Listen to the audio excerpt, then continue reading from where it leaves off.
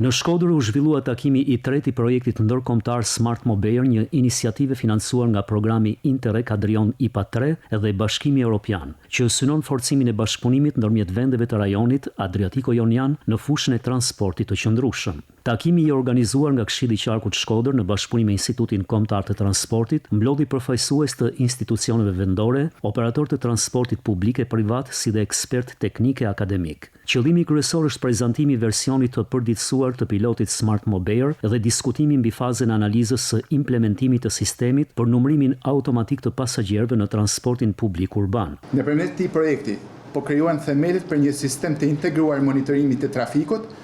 që do të mundsoj institucioneve tona të marrin vendime të bazuara në të dhëna reale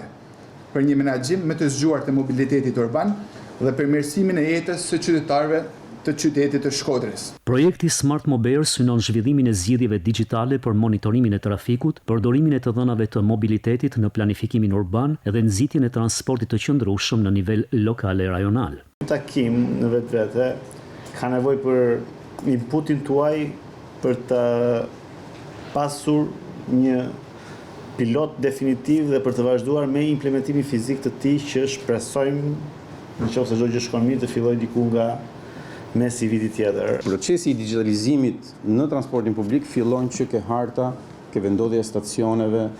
dhe janë këto baza që i jep akses çdo përdorësi për të pasur një informacion,